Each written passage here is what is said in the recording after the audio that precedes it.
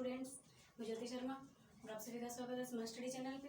यहाँ अपना circulatory system topic चल रहा है और अपनी कुछ क्लासें यहाँ पे कंप्लीट हो चुकी हैं। मैंने आपको हार्ट करा दिया था, तो आज अपन हार्ट को देखेंगे डिटेल से। अपन उसकी स्ट्रक्चर अपन ने कल कर ली थी, तो थोड़ा सा अभी रिवाइज करा देती हूँ मैं आपको। हार्ट की स्ट्रक्चर कैसी होती है, दिख रहा है क्या?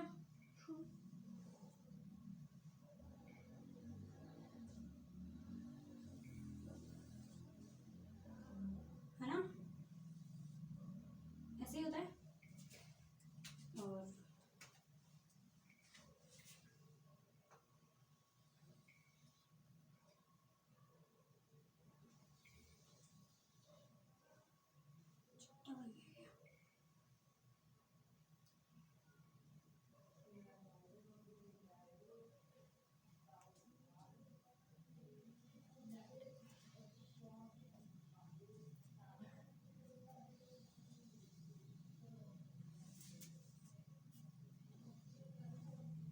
यहाँ पे मैंने आपको वॉल बताए थे, सॉरी, यहाँ पे मैंने आपको वॉल बताए थे। कितने वॉल बताए थे? इधर मैंने 2 बताए थे। इधर कितने वॉल बताए थे? राइट साइड में कितने वॉल बताए थे? 3 बताए थे ना, 2 इधर बताए थे, इधर 3 वॉल बताए थे। जिनको क्या बोलते हैं? ट्राइकस्पिड। और इधर वाले कितने हो गए? इधर कितने हो गए? 2। इधर 2 हो गए, इसको बोलते हैं बाइकस्पिड।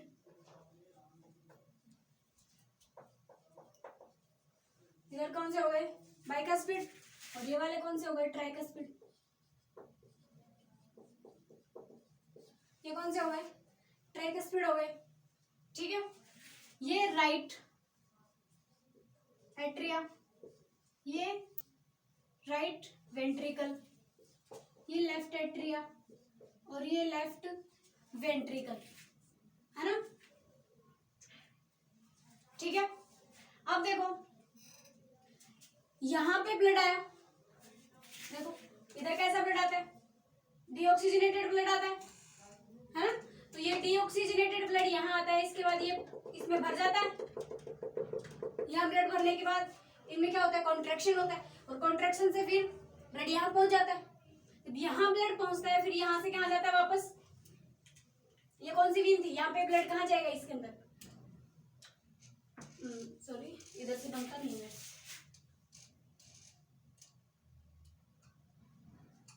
ब्लड कहाँ जाएगा? लंग्स में जाएगा, है ना? तो ये इसको कौन सी वीन बोलेंगे? डीऑक्सीजनेटेड ले जाने वाली, डीऑक्सीजनेटेड ब्लड जिसके अंदर होता है उसको वीन बोलते हैं। तो ये कौन सी होगी? डीऑक्सीजनेटेड वीन होगी।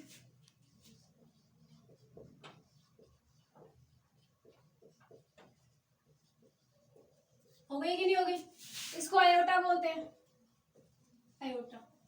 ठीक है, यहाँ पे ब्लड आया, फिर ये ट्राइकस्पिड वॉल है, यहाँ पे प्रेशर बढ़ने से ये क्या हो जाते हैं? ऐसे करके खुल जाते हैं, और खुलने से ब्लड कहाँ जाता है? वेंट्रिकल के अंदर आ जाता है। अब वेंट्रिकल से ब्लड कहाँ जाएगा? पल्मोनरी वेन के थ्रू लंग्स में जाएगा। तो इनमें कॉन्ट्रैक्शन होगा, कॉन्ट्रैक्शन होगा तो ब्लड ऊपर फ्लो करेगा। लेकिन जब ये रिलैक्सेशन होगा जमीन के अंदर, तो ब्लड वापस भी आ सकता है। इस ब्लड को वापस आने से रोकने के लिए यहाँ एक वॉल प्रेजेंट होता है, और इस वेंट्रिकल से वापस आने के लिए यहाँ एक वॉल प्रेजेंट होता है। इन दोनों को मिला के बोलते हैं सेमिलुनर वॉल।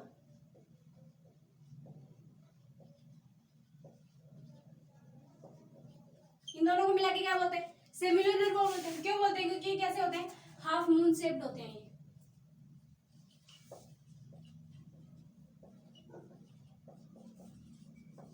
कैसे होते हैं? हाफ मून शेप्ड होते हैं। देखो, आपको बिल्कुल मैं जो पढ़ा रही हूँ बिल्कुल एनसीईआरटी बेस्ड पढ़ा रही हूँ। आपको इससे बाहर पढ़ने की जरूरत है भी नहीं। अगर आप नेट की प्रिपरेशन कर रहे हैं, एम्स की प्रिपरेशन कर रहे हैं, तो आपको एनसीईआरटी से बाहर जाने की जरूरत नहीं है। जो मैं पढ़ा रही हूँ फुली एनसीईआरटी बेस्ड है, उससे बाहर ना मैं जा रही और ना आपको जाना है। ठीक है, देखो ये कौन से हो गए? Semilunar wall. और उनकी कैसी हो गई? कैसी शेप होती है उनकी? हाफ मून शेप्ड होते हैं। इतनी बात कल मैंने आपको बता दी। और मैंने एक आपको इसके अंदर क्या बताया था कि इसका जो मायोकार्डियम है, इसका नहीं, इसके अंदर भी ऐसे ही होता है। जैसे कल मैंने उसके अंदर बताया था ना, इसमें बना देते हैं, खाली पड़ा है। मायोकार्डियम जो होता है इसके अंदर रगे प्रेजेंट होते हैं, बताया था ना। इनका क्या नाम बताया था मैंने? टर्बिकुली,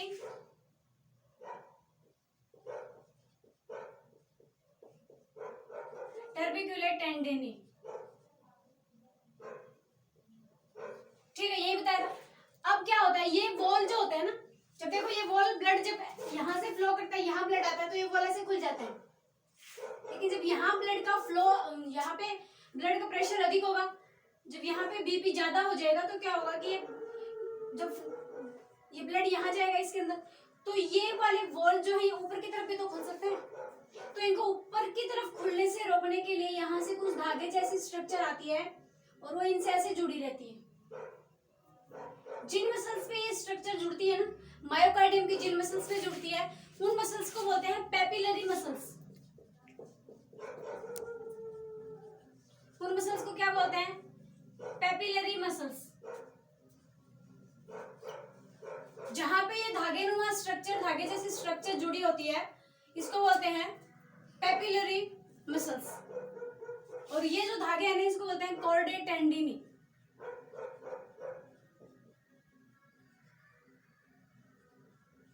इसको क्या बोलते हैं? कॉर्डे टेंडिनी। अब क्या होता है, यहाँ से ब्लड लंग्स के अंदर गया, लंग्स से ऑक्सीजनेटेड होके वापस कहाँ आता है? हार्ट के अंदर आता है ना। किसके अंदर आएगा? लेफ्ट एट्रिया के अंदर आएगा।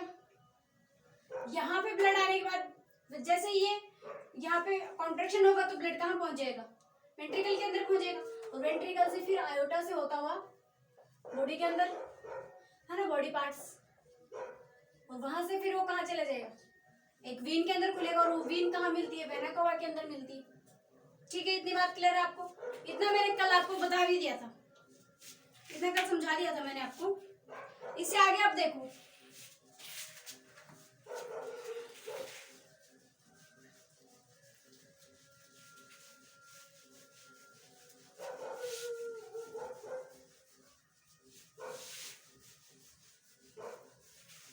ह्यूमन फिजियोलॉजी के 7 चैप्टर हैं, जिनसे हर एक चैप्टर से 2 या 3 क्वेश्चन आते ही आते हैं।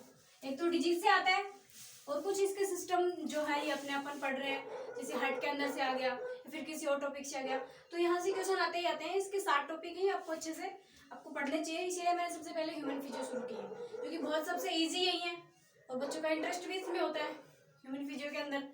और क्या है, ये अच्छा कवर भी करती है, मार्क्स भी अच्छे आते हैं इससे। ठीक है, तो आपको इसको ध्यान से पढ़ना है। फालतू के एक बार थोड़ी देर के लिए छोड़ दो, आधे घंटे से ज़्यादा का वीडियो मैं वैसे भी नहीं बनाती हूँ, क्योंकि ज़्यादा पढ़ा भी नहीं जाता है।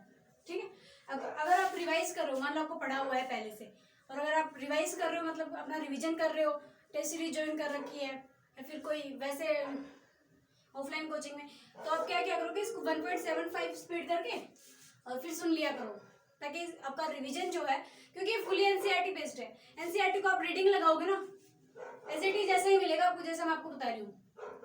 समझ में आ रही है बात? एक बार इसको पढ़ने के बाद आप एनसीईआरटी रीडिंग करना, आपको बिल्कुल ये नहीं लगेगा कि मेरा ये टॉपिक वीक है, मुझे नहीं आता। समझ रहे हो बात को? देखो अब आगे बताती हूँ आपको। अब देखो, एक होता है, जैसे देखो एक बार फिर से बना लेते हैं रफ डायग्राम हार्ट का।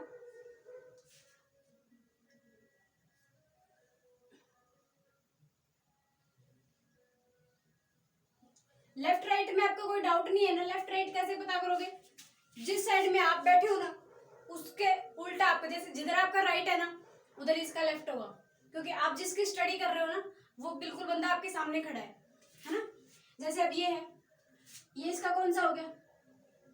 ये मैं हूं मानो, ऐसे है, तो ये मेरा कौन सा है? ये मेरा राइट है, तो ये हो गया राइट एट्रिया, ये हो गया लेफ्ट एट्रिया, ये लेफ्ट वेंट्रिकल हो गया, ये लेफ्ट राइट वेंट्रिकल हो गया। ठीक है, अब देखो इनके बीच में मसल्स हैं, दूसरा कलर यूज कर ले, यहाँ मसल्स प्रेजेंट है,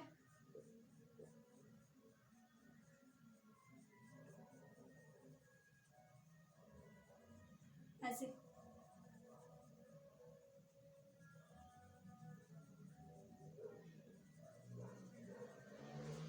सबसे बाहर वाली लेयर जो ये है, इसको क्या बोलते हैं? पेरिकार्डियम बोलते हैं।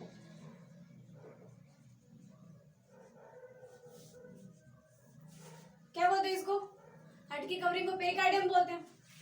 अब ये लेफ्ट एट्रिया और राइट एट्रिया के बीच में ये जो मसल्स हैं, इनका एक स्पेशल नाम है, इनको बोलते हैं इंटर एट्रिया। इनका क्या नाम है? Inter atrial septum. सेप्टम का मतलब होता है एक तरह से जो डिवाइडर, जो डिवाइड करता है ना, जैसे लेफ्ट एट्रिया को राइट एट्रिया से कौन डिवाइड कर रहा है? ये, ठीक है। तो इसको क्या बोलते हैं अपन? सेप्टम बोलते हैं। तो ये कौन सा सेप्टम हो गया? Inter atria septum. अब देखो एक वर्ड आपके एनसीईआरटी में लिखा हुआ है fossa ovalis. Fossa ovalis, fossa का मतलब होता है एक तरह से छेद, है ना। तो फोसा ओवेलिस लिखा हुआ है, इसका मतलब देखो क्या होता है, यहाँ ब्लड आता है, यहाँ आने के बाद कहाँ जाता है? लंग्स में जाता है, और लंग्स से वापस कहाँ आता है? इसके अंदर आता है, लेफ्ट एट्रिया के अंदर। बच्चों के अंदर क्या होता है? बच्चों के अंदर नहीं, जब जो एम्ब्रियो प्रेजेंट होते हैं, एम्ब्रियो होते हैं ना, जो पेट के अंदर होते हैं प्रेगनेंसी के टाइम, तो क्या होता है, उनके लंग्स फंक्शनल नहीं होते हैं। जब बेबी सबसे पहले जब बाहर आता है तो वो रोता है, उसके रोने का कारण क्या है? क्योंकि उसके लंग्स के अंदर पहली बार ऑक्सीजन गई है, हवा गई है, जिसकी वजह से एल्यूलाई क्या गई? फूल गई, जिसकी वजह से उसको दर्द हुआ है ना। तो देखो क्या होता है, यहाँ ब्लड आता है, नॉर्मल बता रही हूँ, यहाँ ब्लड आता है, यहाँ आने के बाद यहाँ आएगा, यहाँ से फिर बाहर जाएगा, फिर वापस इसके अंदर आएगा, इतना होता है। जब देखो जब वो बेबी है पेट के अंदर, उसके अंदर क्या है कि यहाँ ब्लड आने के बाद अगर वो भी ऐसे चक्कर लगाएगा, यहाँ से यहाँ आएगा, फिर लंग्स में जाएगा, लंग्स में क्या करने जाएगा? लंग्स तो फंक्शनल ही नहीं है। तो ये बॉडी के अंदर यहाँ क्या होता है कि यहाँ से डायरेक्ट ब्लड को आना तो यही है, एंड पॉइंट तो यही है ब्लड का, तो यहाँ एक छेद हो जाता है। ऐसे छेद नहीं होता, मैंने आपको बताया था ये मसल्स जो होते हैं गैप जंक्शन प्रेजेंट होते हैं, इसमें गैप जंक्शन बताया था, जिससे इसका साइटोप्लाज्म इसमें ट्रांसफर हो सकता है, इसका इसमें ट्रांसफर हो सकता है, बताया था। देखो कुछ ऐसी मसल्स बताई थी मैंने आपको, ये कार्डियक मसल्स कुछ ऐसी होती है, मैंने बताया था आपको। एक मसल, दूसरी मसल इसके यहाँ प्रेजेंट होगी ऐसे,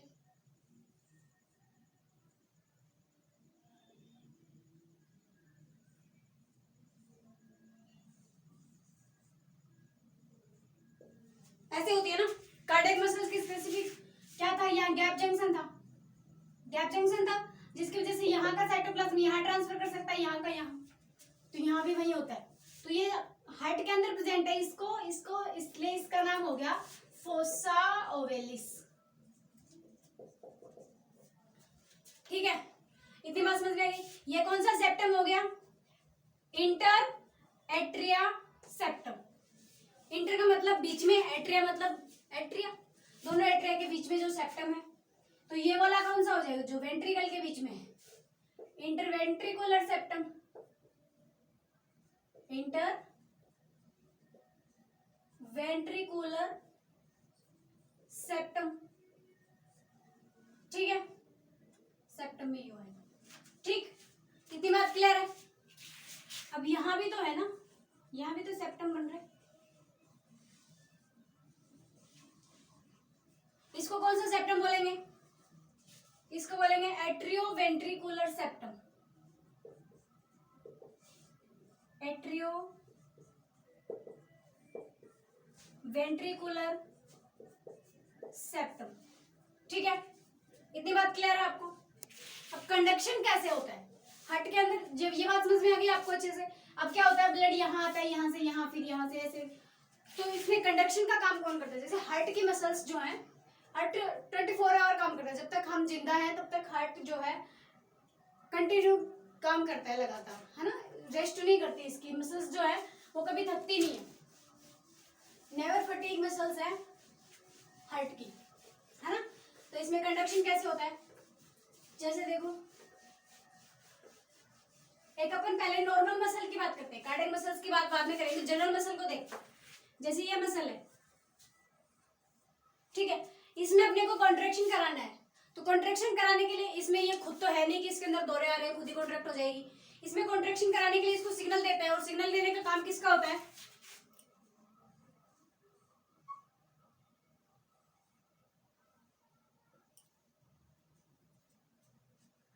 सिग्नल देने का काम किसका होता है? मैंने न्यूरॉन बनाया, ये आपने बहुत अच्छे से पढ़ा हुआ है इसको, ठीक है। ये क्या है? न्यूरॉन। इसको सिग्नल कौन देता है? न्यूरॉन सिग्नल देता है, जिसको न्यूरोट्रांसमीटर बोलते हैं। इसको क्या बोलते हैं? न्यूरोट्रांसमीटर बोलते हैं। क्या बोलते हैं इसको? न्यूरोट्रांसमीटर बोलते हैं। दिख नहीं रहा क्या? ये थोड़ा नीचे बना ले। कोई नहीं, न्यूरॉन बनाया, नहीं दिख रहा तो भी काम चल जाएगा। अब दिख रहा है? न्यूरोट्रांसमीटर बोलते हैं इसको। जो ये रिलीज कराता है ना, यहाँ पे केमिकल रिलीज होता है, उस केमिकल का नाम है न्यूरोट्रांसमीटर। केमिकल का क्या नाम है? न्यूरोट्रांसमीटर। यहाँ पे ये रिलीज होने के बाद यहाँ पे कुछ चैनल प्रेजेंट होते हैं ऐसे, ठीक है। ये चैनल खुल जाते हैं, और चैनल खुलने से सोडियम, बहुत सारे सोडियम आयन भरे बैठे होते हैं यहाँ पे, और बहुत सारे सोडियम आयन क्या हो जाते हैं? इसके अंदर एंटर कर जाते हैं, ठीक है। और ये सोडियम आयन की वजह से ये सेल क्या हो जाती है? मसल्स क्या होती है? कॉन्ट्रैक्ट हो जाती है, ठीक है। ये तो क्या हो गया? जनरल केस में यही होता है। जो स्केलेटल मसल्स होते हैं ना, उसमें कंट्रैक्शन किसकी वजह से होता है? न्यूरॉन से सिग्नल मिलते हैं, जिसकी वजह से जिसको न्यूरोट्रांसमीटर बोलेंगे। और ये न्यूरोट्रांसमीटर की वजह से यहाँ पे ये जो बहुत सारे सोडियम आयन प्रेजेंट हैं, तो ये सोडियम आयन क्या करेंगे? इसको क्रॉस करके साइटोप्लाज्म के अंदर आ जाएंगे, और साइटोप्लाज्म के आने के बाद ये मसल को क्या करा देंगे? कॉन्ट्रैक्ट करा देंगे। ये डिटेल में पढ़ेंगे अपन जब नर्वस सिस्टम पढ़ेंगे। एक बार सिर्फ मैं आपको जनरल बता रही हूँ। अब हार्ट की मसल में कैसे होता है वो देखें। हार्ट की मसल में कैसे होता है? हार्ट की मसल की शेप कैसी होती है? सबसे पहले तो कुछ ऐसी होती है हार्ट की मसल, जिसके अंदर गैप जंक्शन प्रेजेंट होते हैं। तो हार्ट की मसल जो होती है ना, वो क्या होती है? ये जो वो एक्साइटमेंट हुआ था उसके अंदर, वो किसकी वजह से हुआ था? वो किसने किया था? न्यूरोट्रांसमीटर ने किया था। लेकिन इन मसल्स के अंदर क्या होता है? ये खुद ही auto excited muscles, auto excited, अपने आप एक्साइटेड हो जाती है, अपने अंदर सोडियम आयन क्या करवा लेती है? एंटर करा लेती है, और क्या हो जाती है? कॉन्ट्रैक्ट हो जाती है। इसको बोलते हैं ऑटो एक्साइटेड मसल्स, ठीक है। अब देखो इसमें होता क्या है। जैसे ये हार्ट है,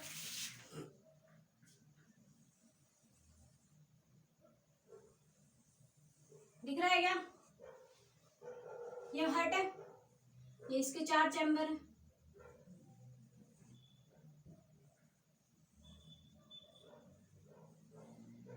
ठीक है। यहाँ वो मसल्स प्रेजेंट है ऐसे,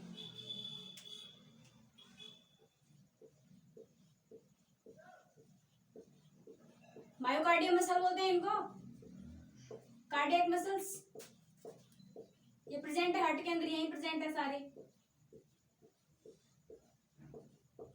ठीक है। ये जो राइट एट्रिया है ना, राइट एट्रिया के यहाँ आसपास यहाँ पे एक मसल होती है, जो कि जिसके अंदर सबसे ज्यादा कॉन्ट्रैक्शन हो, अपने आप सेल्फ एक्साइटेड सबसे ज्यादा यही मसल्स होती है।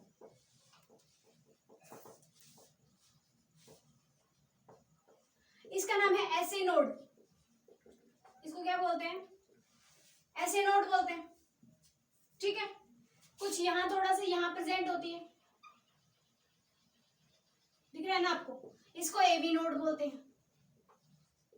इसको क्या बोलते हैं? एवी नोड बोलते हैं। फिर कुछ यहाँ पे बहुत सारी मसल्स मिलके एक बंडल टाइप स्ट्रक्चर बना लेती हैं, उसको बोलते हैं bundle of his.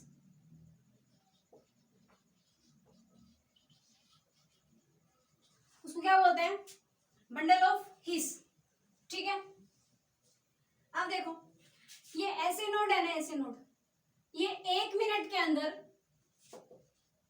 In 1 minute, इसके अंदर ये सेल्फ एक्साइटेड हो जाती है 1 मिनट में 70 to 75 टाइम, ठीक है। अब जब देखो ये एक्साइटेड हो रही है, तो गैप जंक्शन है इनके बीच में, तो ये इसको भी एक्साइटेड कर देगी, ये इसको भी कर देगी, इसको भी कर देगी, इसको भी कर देगी, ये इसको भी कर देगी। समझ रहे हो मैं क्या कहना चाह रही हूँ? मतलब ऐसे नोड जो है एक्साइटेड होने के बाद बाकी मसल्स को भी क्या कर देगी? एक्साइटेड कर देगी, जिसकी वजह से इसके अंदर क्या हो जाएगा? कॉन्ट्रैक्शन हो जाएगा, और फिर क्या हो जाएगा? अपने आप ही रिलैक्सेशन हो जाएगा। तो ये मसल कितनी बार कॉन्ट्रैक्ट करती है? ऐसे नोड जो है 70 से 75 टाइम 1 मिनट के अंदर, ठीक है, ये एवी नोड है ना, एवी नोड ये भी करती है कॉन्ट्रेक्शन, लेकिन ये इसके कंपेरिजन में अपन देखें तो ये कितने 40 to 50 टाइम कॉन्ट्रेक्शन करती है। ठीक है, अब ये बनने के बाद देखो बंडल ऑफ फीस हो गए। अब यहां से कुछ मसल्स ऐसे जा रही, इनको बोलते हैं bundle of branches, branches of bundle, branches of bundle. ठीक है, अब ये फिर यहां से इसमें कुछ और डिवाइड हो जाती है, ऐसे छोटे छोटे फाइबर्स बन जाते हैं, इनको बोलते हैं पुर्किंजे फाइबर। इनको क्या बोलते हैं, पुर्किंजे फाइबर। ठीक है, अब सेल्फ हो रही है, ये सेल्फ एक्साइटेड हो रही है कितनी बार, 70 से 75 टाइम पर मिनट। गैप जंक्शन से क्या होता है, पूरे के अंदर फैल जाता है कंट्रैक्शन, इसकी वजह से इसको क्या बोलते हैं, इसको हार्ट का पेसमेकर बोलते हैं, पेसमेकर बोलते हैं। पर मिनट जो ह्यूमन है, जो भी आदमी है, उसकी पर मिनट हार्ट बीट कितनी होती है, 70 to 75 टाइम ही होती है।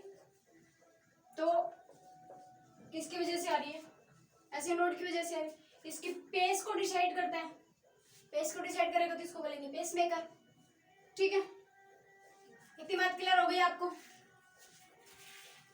इतना बात समझ में आ गई। अब देखो